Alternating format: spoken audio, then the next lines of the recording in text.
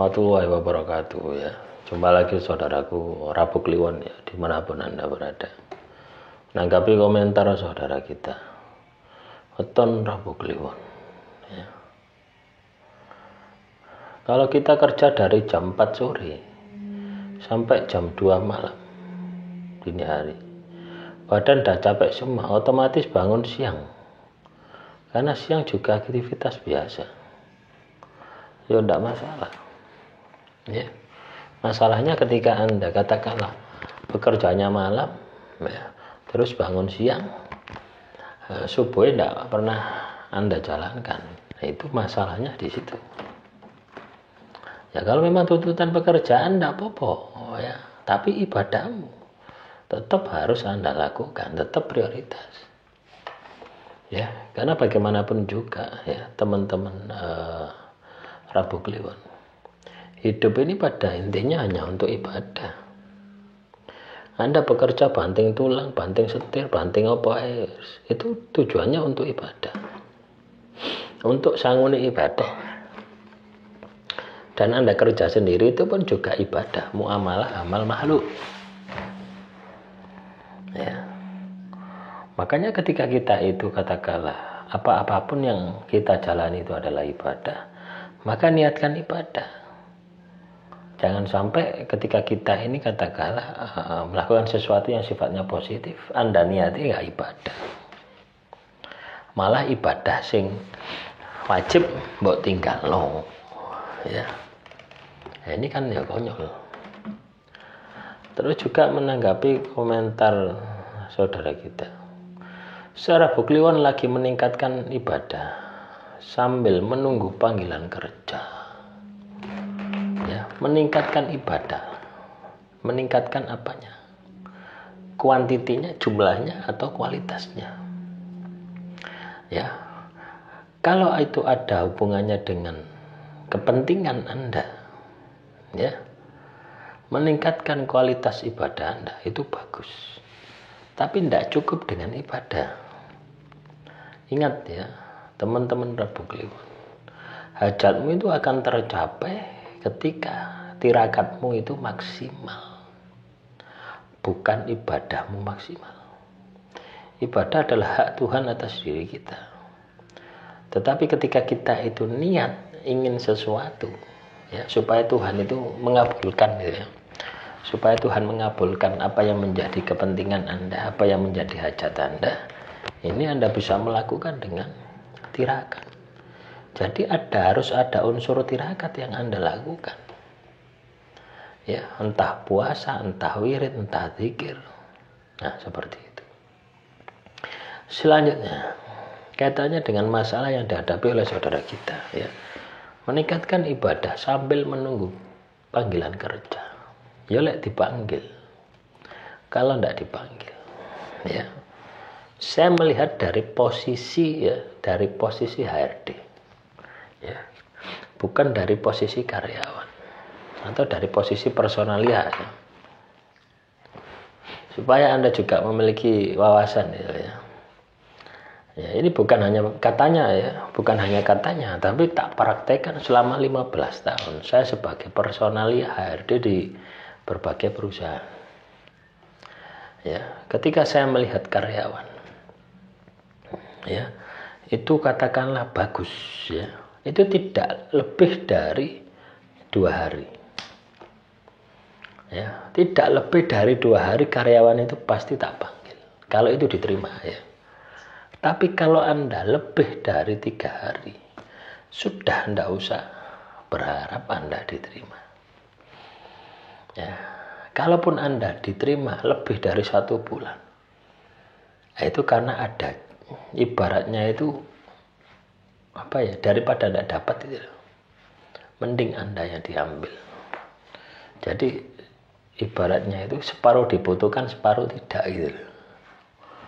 Ya, jadi cara kita ini katakanlah melamar pekerjaan. Sekarang ini kan kita menggunakan media online, ya, seperti Jobstreet, ya.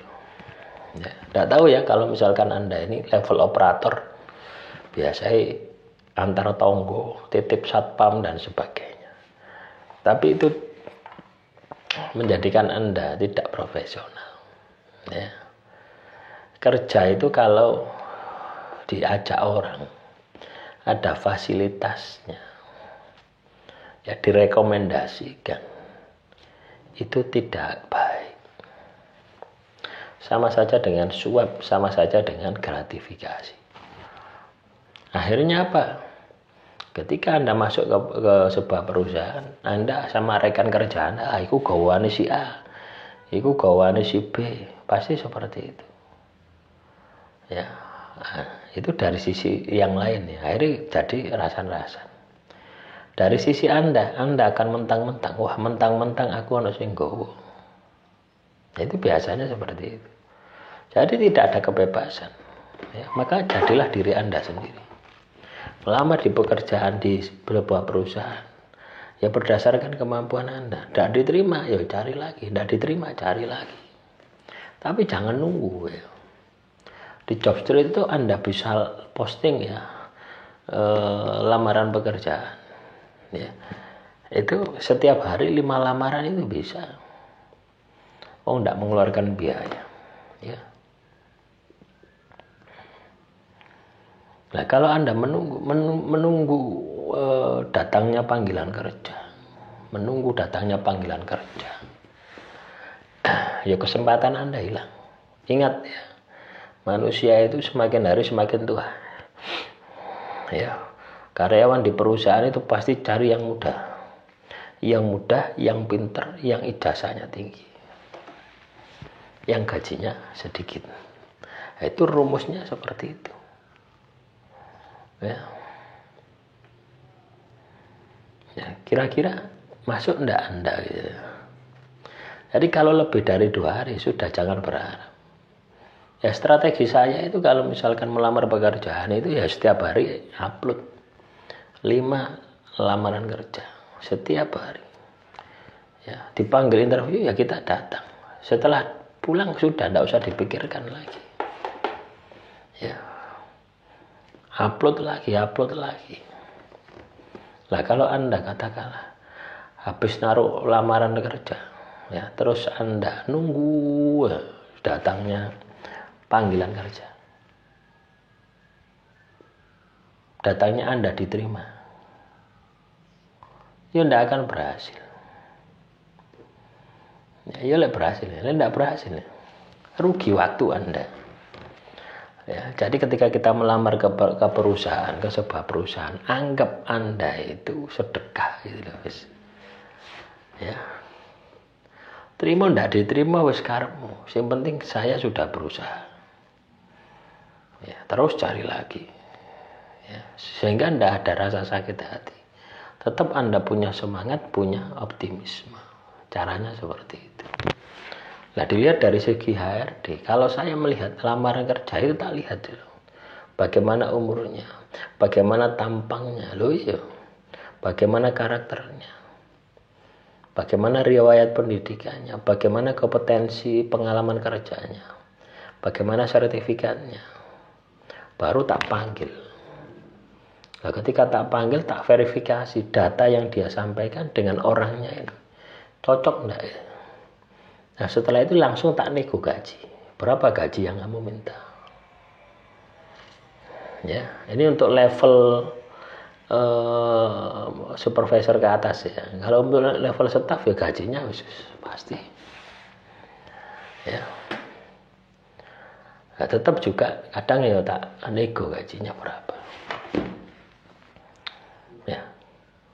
Lah dari situ nanti tak klasifikasikan lagi. Tak bandingkan dengan pelamar yang lain. Plus minusnya. Nah, jadi seperti itu. Maka kemungkinan kita diterima itu kan kecil. Lah, ketika kemungkinan diterima itu kecil, yang harus Anda lakukan adalah memperbanyak peluang. Dengan terus upload. Ya. Jangan menunggu. Sudah selesai interview, pulang, anggap saja gagal. Ya, lo iya, anggap penuh tidak diterima.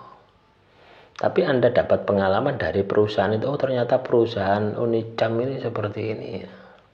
Oh ternyata perusahaan Java Confit ini seperti ini. Walaupun Anda tidak diterima, Anda mendapatkan pelajaran. Ya, kadang juga mendapatkan teman.